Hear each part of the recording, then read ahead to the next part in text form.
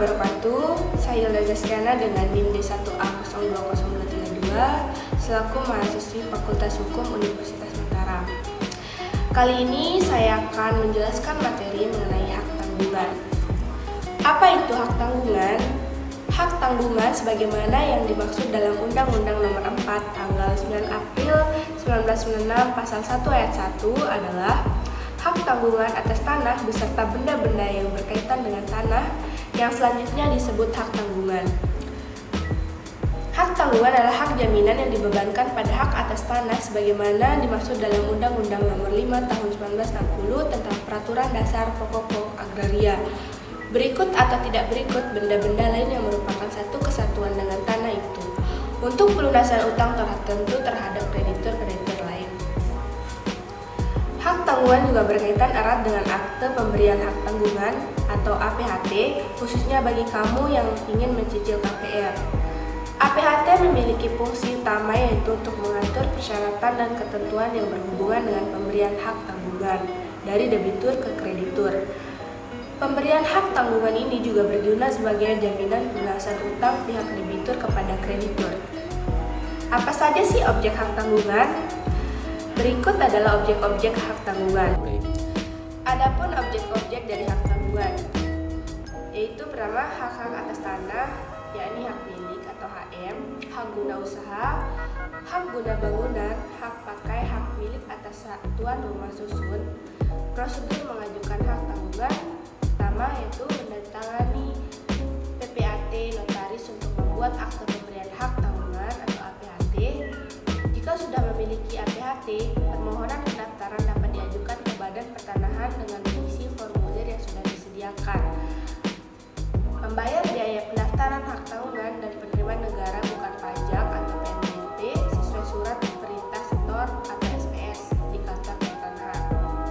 Selanjutnya, syarat pembebanan hak tanggungan.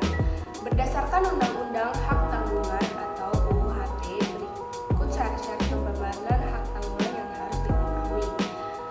Pertama, pemberian hak tanggungan harus dimulai dengan perjanjian pemberian hak tanggungan yang berguna sebagai jaminan pelunasan utang.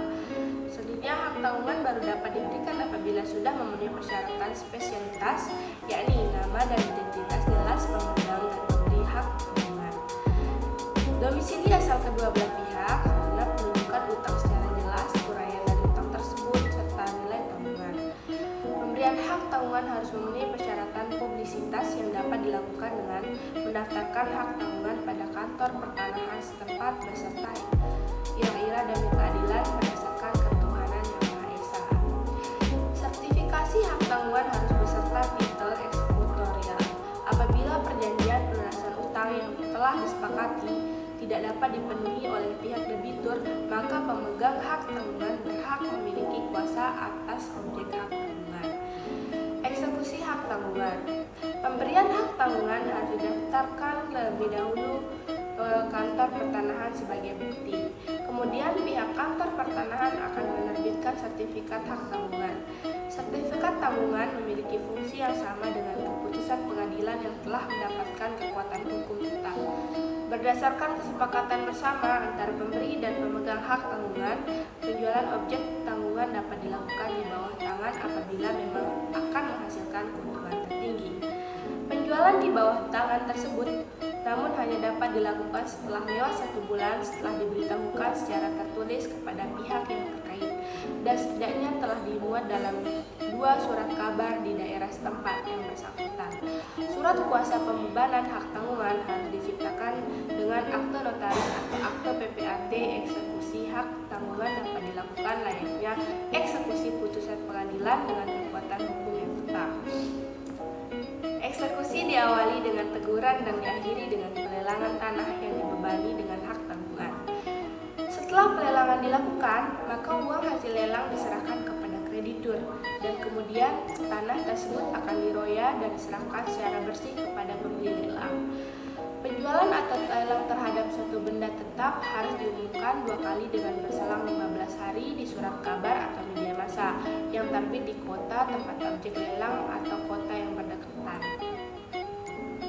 Sekian materi mengenai hak tanggungan. Kurang lebihnya mohon maaf. Assalamualaikum warahmatullahi wabarakatuh.